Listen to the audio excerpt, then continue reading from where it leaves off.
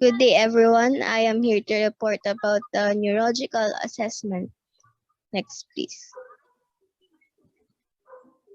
So, the purpose of neurological assessment is to identify which component of the neurological system are affected. So, alam naman natin na every part of our brain is connected to parts of our body. So, kung may apektado isang bahagi ng ating katawan, there's certain part of our body that will be or can be disabled. Next, if possible, determine the precise location of the problem.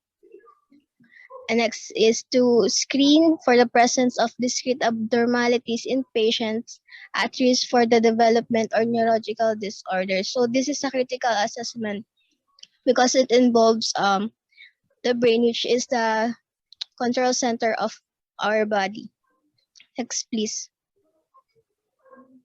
So indications for neurological assessment is for those patient who has experiencing meningitis, head injury, brain tumor, cerebrovascular accident, those unconscious patient with high-grade fever, tetanus, and coma. So these are problems involving the brain. So these are indicated for neurological assessment to assess which part of the brain is affected. Next, please. So the components of neurological assessment consist of the mental status, the cranial nerves, motor, sensory, coordination and gait, and reflexes. Next, please. So for the mental status, it involves the general appearance. So yung general appearance, pagkakita pa lang natin sa patient, we have to be observant on how the way they behave, their level of consciousness, body posture, dress, hygiene, and speech pattern. So for the behavior, medyo violent ba sila or what? Next is level of consciousness. Kung aware ba siya sa paligid niya. We can ask some questions like his name or the day-to-day. And for the body posture, if maganda ba yung body posture niya, straight body or naka-hunch. And then for kung sa dressing naman, if yung dressing niya is appropriate and not exaggerated or sobra namang minsan parang pambahay lang. Pero minsan there's an underlying reason for their dress. So we have to be observant. And next is hygiene. Kung malinis ba siya sa katawan kasi sometimes it is an indication of mental problem. Diba nakikita naman natin sa mga baliw na paggala-gala is they don't know how to do proper hygiene. And then for the speech pattern, kung malinaw ba yung mga salita nila or parang kinakain lang nila yung salita nila, hindi sila audible. Okay, next. So for the cranial nerves, familiar naman tayo sa cranial nerves at mostly it is composed of 12 cranial nerves. So part of the neurological assessment is the cranial nerves. And for number 1 is the olfactory or the responsible for smell. It is not usually tested, but ang ginagamit na test dito is pwedeng paamoy ng patient like perfume or vanilla scent. And then next is for the second cranial nerve is the optic. It has visual acuity. So kadalasan ng ginagamit dito is yung snail and chart, and then yung pen light, which is pinapasunod yung yung ginagamit dito is yun nga, snail and chart if his vision is gaano kalayo or gaano kalapit niya gaano kalayo or kalapit yung sakop nung yung paningin niya. And then for number 3, cranial nerve is the oculomotor, which is responsible for opening of the eyelids, eye movements. So dito naman na ginagamit is yung pen. So dito na yung sinasabi ko kanina na will instruct the patient to follow by his eyes the direction of the pen. Kung nagagawa niyang sumunod dun sa pen without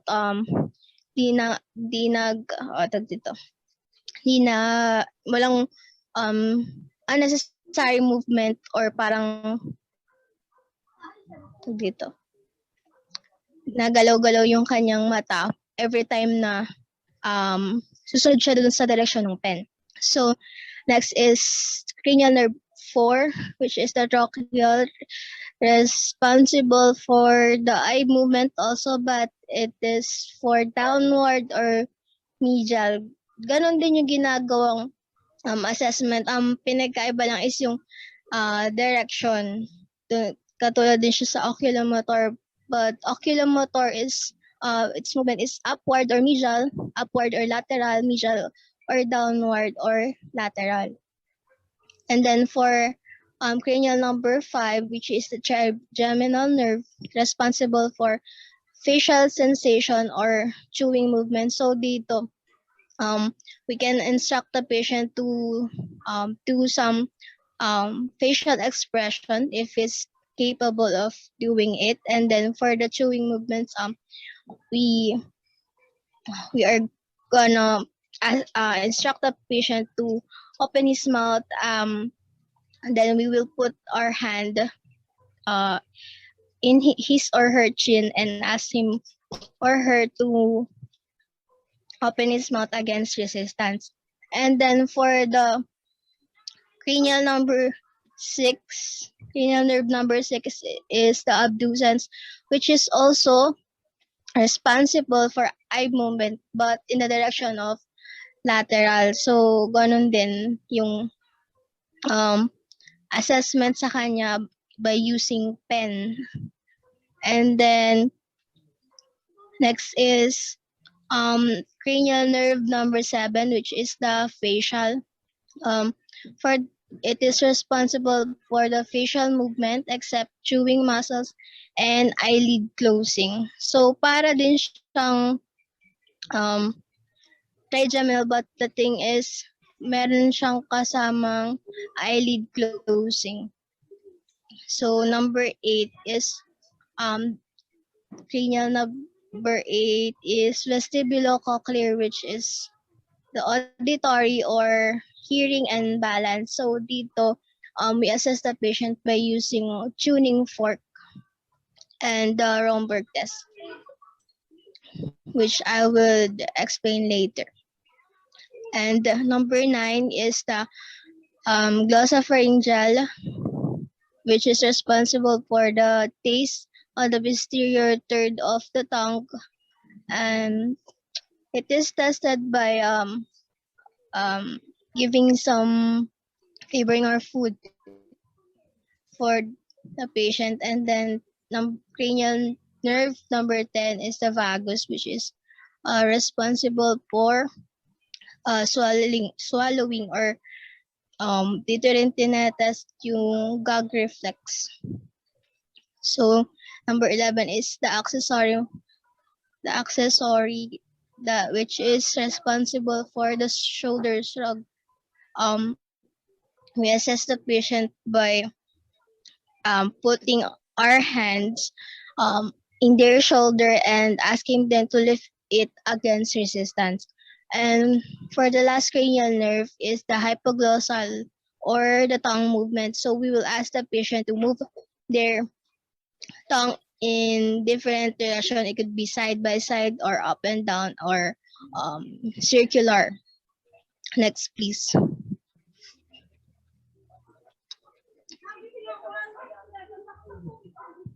So for the motor, we will it involves assessing the muscle bulk, tone, body position, coordination, reflexes, and presence of involuntary movements.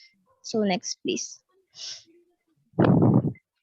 And for the sensory, it involves evaluating pain or temperature. Excuse me. Pain or temperature, touch, position sense, vibration, and discriminative sensation. Next, please. So here are the tests done in sensory assessment. It in hearing tests, we um we use the Rhine test and the Weber's test. So we use tuning fork and ask them if they could hear the sound of the tuning fork. And for the primary sensation, there's we can use pin and ask if it's sharp, o kaya ay bulak, sharp, soft. So those are for primary sensation, the pain test, the touch test, and the sense of vibration. And then for the cortical sensation, we can write in their palm and ask what have you write to um, assess how um how sensitive or not is their sense. And then we can also use a key or some hard object and ask if it's soft, hard, something like that. And next is for the vision test. We can use the Snellen chart and the newspaper to assess if he or she is far-sighted or nearsighted. Next, please. So for the coordination and gait, it is composed of assessing the stride length, pattern or rhythm of movements, posture, arm balance, and symmetry. Next, please. So this is the Romberg test. Um, we we can ask the patient to stand up and close their eyes and then raise their hands. And we can observe that parang nagewang-gewang yung kanilang pagtayo kasi if masyadong nagwawadal yung patient, we can say that he or she has some unstable balance. Okay, next. And for the the assessment of reflexes, here are some deep tendon reflex. We use the reflex hammer for eliciting or stimulating reflexes. There are reflexes such as the biceps, which the muscle involved is the biceps, and the nerve supply is musculocutaneous, and the root supply in our spinal cord is the C5 and C6. And for the triceps, the muscle involved is the triceps, and the nerve supply is the radial, and the root supply is C6, C7, and C8. And for the pectoralis, the muscle involved is the pectoralis major. The nerve supply is pectoral, and the root supply is C6, C7, and C8. For the brachiocardialis, the muscle involved is the brachiocardialis, and the nerve supply is radial. The root supply is C5 and C6. For the finger flexors, the muscle involved is the flexor digitorum. The nerve supply is the median and ulnar. And the root supply is C7, C8, and T1. And for the knee, the it is the also called as the patellar reflex, and the muscle involved is the quadriceps femoris, um, and the nerve supply is femoral, or and the root supply is L2, L3, and L4. For the abductor reflex, the muscle involved is the abductors, and the nerve supply is the obturator. And the root supply is L2, L3, and L4. And for the ankle, the muscle involved is the soleus or the gastrocnemius. The nerve supply is the sciatic or tibial, and the root supply is S1, S2. And for the plantar or in, it is done by stroking the sole of the foot, and the muscle involved is the small foot muscle, and the nerve supply is plantar. Next, please. So this is the picture of those muscles or reflexes that is assessed. So as you can see, there are the deltoids, the biceps, the wrist extensor, the wrist flexor, the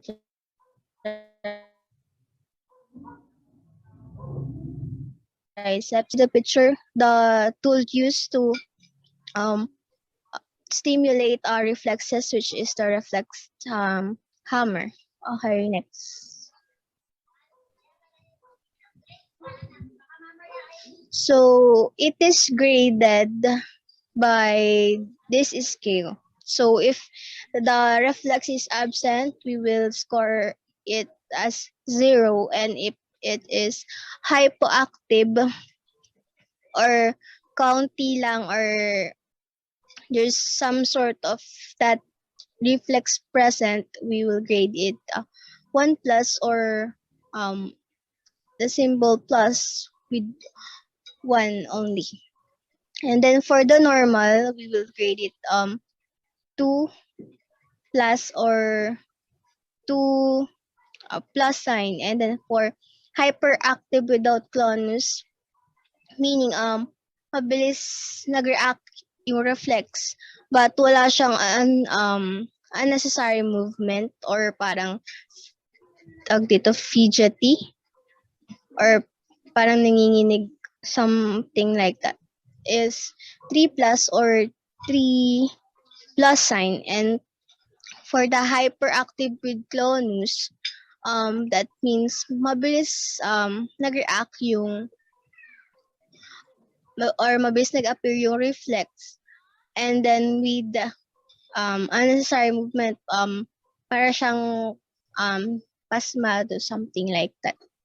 And then we will grade it 4 plus, or 4, you can write it as 4 symbol signs of plus sign.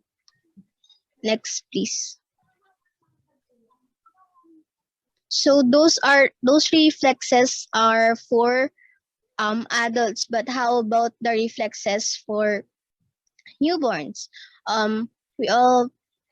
We have been familiar with those reflexes that we tackled last sem. So those reflexes are blinking. The stimulation used for this is flashlight or puff of air. So pwede nating tutukan ng pen light yung mata nung newborn or nung baby to titingnan natin kung magbiblink siya, or pwede din hipan kung magre-react or magbiblink siya. So this development pattern is permanent. And then for the Babinski reflex, the stimulation used is stroking the sole of the foot. And the infant's reaction is fans out toes or twist foot. So this development pattern disappears after 9 months to 1 year. And then for the grasping reflex, palms touch. So we can use our fingers and lalapit natin doon sa kamay ng newborn. If ginrasp niya yun, hinawakan niya yun. So that is positive sign. But this developmental pattern weakens after 3 months and disappears after 1 year. And for the Moro reflex or the startle reflex, the stimulation used is sudden stimulation such as hearing loud noise or being dropped. So dito ginugulat natin yung infant by making loud noise. So if nagkaroon ng flexion or extension, that or arcs back, throw head back, flings out arms and legs, and then rapidly closes them to the center of the body. So titingnan natin kung pag magugulat siya is magfa-flex yung extremities niya or mag-extend. So this developmental pattern disappears after 3 to 4 months. And for the rooting reflex, the stimulation used is the cheek stroke or side of the mouth. So pag ginabon mo ka ng newborn yung for example is the fingers, that's our response, the initial response. And this developmental pattern disappears after 3 to 4 months. And then for the stepping reflex, infant held above the surface and feet lowered to touch the surface, and the response of the infant is moves feet as if to walk. So this disappears after 3 to 4 months. And for the sucking reflex, the stimulation is object touching the mouth. Any object touching the mouth or so it can be a pacifier. So kung malapit na sa bibig nila yun is they will suck it automatically, and it disappears after 3 to 4 months. And for the swimming, infant put face down in water, and the infant's response is makes coordinated swimming movements, and it disappears after 6 to 7 months. And for the tonic neck reflex, the infant is placed on back, and its response is to form fist with both hands and usually turns head to the right, sometimes called the fencer's pose, because the infant looks like it is assuming a fencer's position. So this developmental pattern disappears after 2 months. Next, please. So part of the aspect that we are assessing in neurological assessment is the consciousness. So it is defined as the state of being aware of physical events or mental concepts. Conscious patients are awake and responsive to their surroundings. So masasabi natin na conscious ang excuse me. Conscious ang patient if gising sila and they are aware of what's happening to them. And the level of consciousness has been described as this degree of arousal and awareness. A a manifestation of altered consciousness implies an underlying brain dysfunction. So if we observe that there's something wrong in um there's something wrong with the consciousness of the patient, either he's confused or um he isn't awake, so this is a sign of altered consciousness. Those manifestation could be onset, maybe sudden, or it may occur more gradually. Next, please. So these are the different terminologies for consciousness.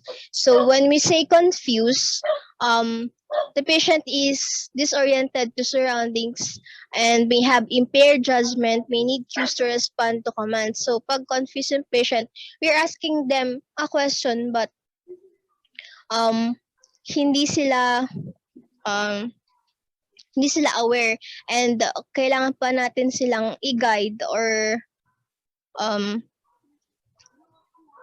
they need cues para um to respond to commands. And when we say lethargic, means drowsy, needs gentle or verbal touch to initiate response. When we say lethargic, we're asking question pero parang tulala sila and kailangan pa nilang tapikin, or we could parang tatapikin natin sila, and then we will get their attention. And then next, when we say obtunded, responds slowly to external stimulation and needs repeated stimulation to maintain attention and response. So pag obtunded, mabagal yung response nila kahit tapikin natin sila. Kailangan pa ulitin pa natin yung pagtapik, or kailangan we do something to maintain their attention and to get response from them. And then for the stuporous, when we say stuporous, responds only minimally with vigorous stimulation and may only moan as a verbal response. So pag stuporous, minimal lang yung response nila. Kahit mag-elicit tayo ng pain, ang response nila is only moan or uungo lang sila. And for the comatose, when we say comatose, no observable response to any external stimuli. So, alaman natin na pag coma, even if you do stimulation, we could not get any response from them because their consciousness is in coma. So next, please. So this is one of the tool in assessing the level of consciousness. It is one of the simple tool that is used. So it is acronym as AVPU, or alert, voice, pain, and unresponsive. So for adult behavior, we can say that he or she is alert if their eyes open spontaneously, kusa.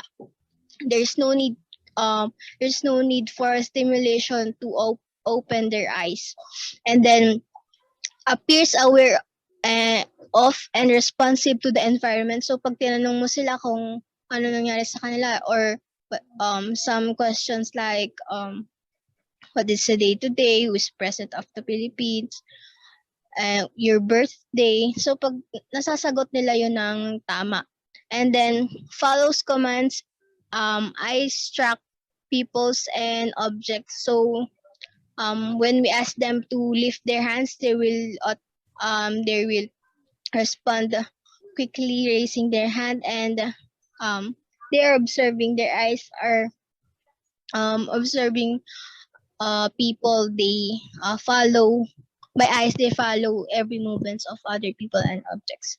And for the pediatric behavior, the child is active and responsive appropriately to 50 and other external stimuli. So responsive yung bata sa mga stimulation na. And then for the voice, the adult behavior could be, I do not open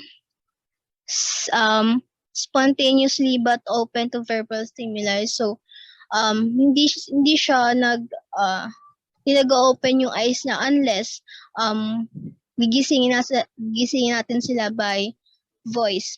And then able to respond in some meaningful way when spoken to. So nagre-respond lang sila if we initiate it by verbal conversation. And then for the pediatric behavior, response only when his or her name is called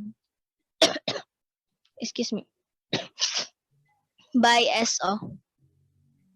So nagre-respond lang sila if tinatawag yung pangalan nila. And for the pain, does not respond to questions but moves or cries out in response to painful stimuli such as picking their skin or earlobe. So nagre-respond lang sila if there's pain, stimulation of pain. Usually ginagawa is kinukurot yung balat or the earlobe. And for the pediatric behavior, response only when painful stimuli received such as picking the nail bed. So pag sa mga bata, the painful stimuli is initiated by pinching, their nail bed. And for the unresponsive, both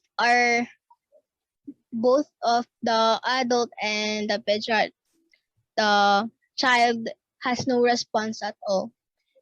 So we can say that they are unresponsive. Next, please. So the highlight of my report for the neurological assessment is the Glasgow Coma Scale or GCS. It is a neurological scale which aims to give a reliable way of recording the conscious state of a person. So it is one of the most useful tool in assessing the neurological aspect of a patient. So we are familiar with it. So let's tackle about it. Next, please. So before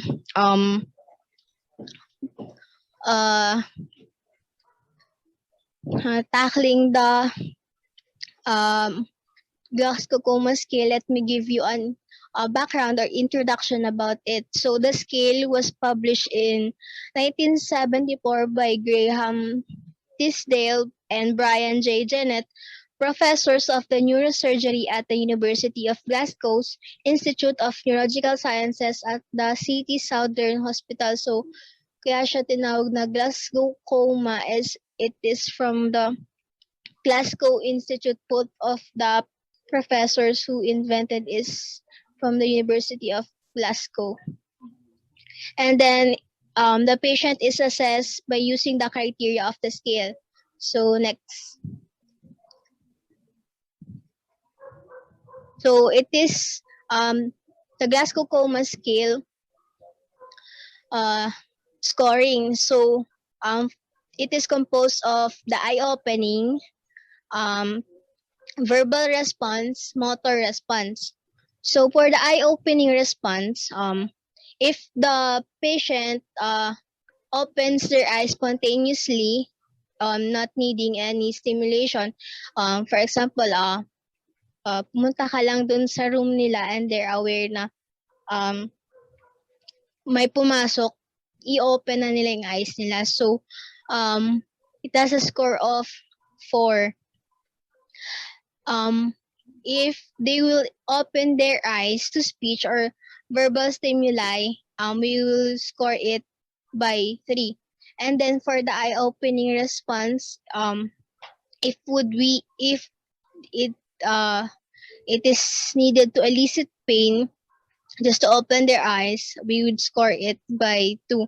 And if uh not not any of the stimulation is could not get any response, so it is 1. They're not opening their eyes, even there is a verbal or verbal stimulation or eliciting pain. And then for the verbal response, if the patient is oriented to time, place, and person, we would score it 5. So tatanungin natin yung patient if anong oras na, nasaan ka ngayon, or some person related to him, or we could ask his name. If he responded right, we would score them 5. And if they are confused, so when we ask them, medyo nalilito sila sa isasagot, parang nadidelay yung sagot nila, and nalilito sila, we would score them 4. If they are uttering inappropriate words, so pag tinatanong natin sila, parang malayo yung mga sagot nila sa tanong natin, so we would score them 3. And incomprehensible sounds, parang nagmo-moan lang sila as their response, so we would score them 2. And if there's no response at all, there is no verbal response, hindi sila nagsasalita or umiimik, we'd score them as 1. And for the motor response, we could ask the patient to like lift their hands, and if they obey the command, agad nilang nasunod, we would score them 6. And if they move to localized pain, so pag halimbawa pinch yung shoulder nila, hahawakan nila yun.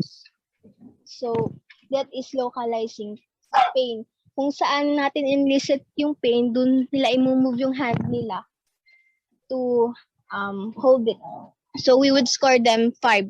And for the flexion or flexion withdrawal from pain, we would score them 4. So pag nag-elicit tayo ng pain, halimbawa pinch natin yung shoulder nila,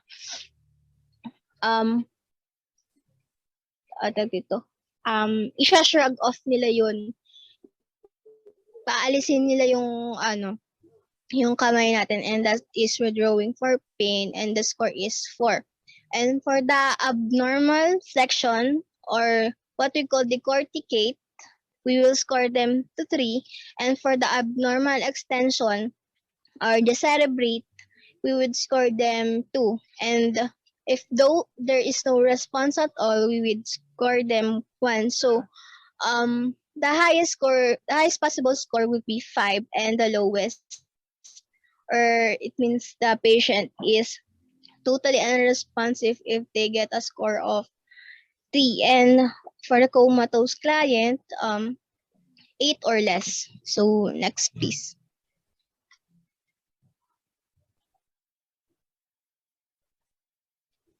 So this is the posture excuse me the posture that is indicated in the Glasgow Coma Scale. So for the decorticate or the flexor, arms are like C.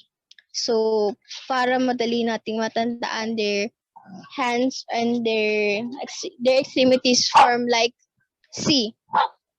So it is an indication that the patient has a problem with cervical spinal tract or cerebral hemisphere. And if the patient is decerebrating, extensor, there is a problem with the midbrain or pons, and the cerebrate is like an E. Arms are like an E. So that is the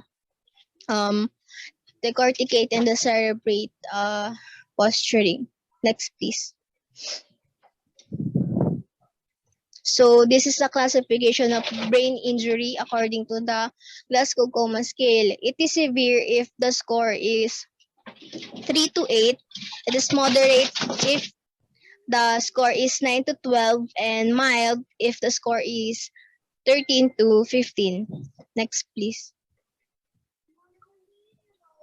So even though it is useful, there are still limitation for the Glasgow Coma Scale. So tracheal intubation or severe facial or eye swelling or damage make it possible to test the verbal and eye response. So pag may mga nakakabit na tubo or machine sa mukha nila or nagkaroon ng pamamaga sa mukha nila, it is impossible for us to get a response from them verbally and their eye opening kasi there is a hindrance.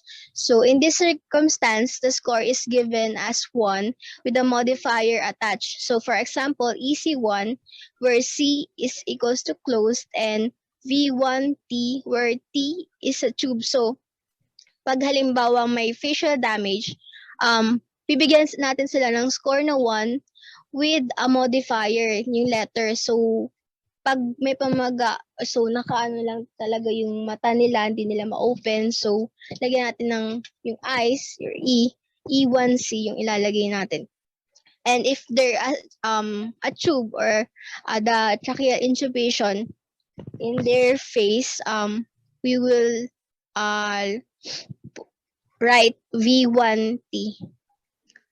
So often one is left out, so the scale reads as EC or VT. Also, the GCS has limited applicability to children, especially below age of 36 months, where the verbal performance of even a healthy child would be expected to be poor. So, hindi natin siya magagamit sa bata, especially dun sa mga baby pa lang or age of 36 months.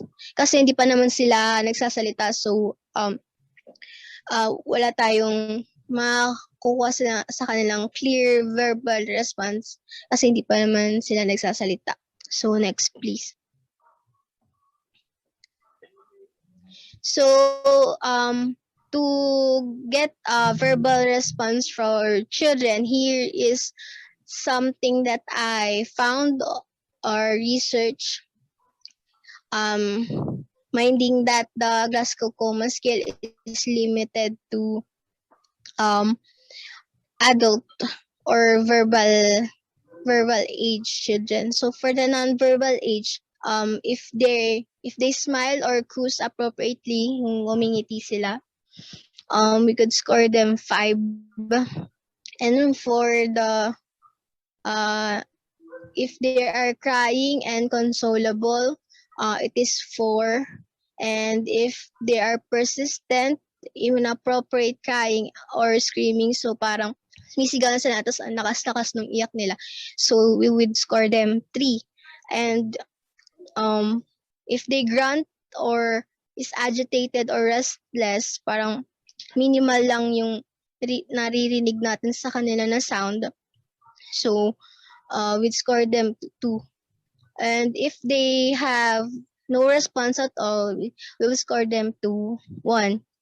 So for the verbal age children, they would say appropriate words or phrases, we would score them 5. And for the inappropriate words, we'd score them 4. And for persistent cries and or scream, we'd score them 3. And for the grunts, 2. And for no response at all, we will give them 1. Next, please. So that's all for my presentation. Thank you all for listening.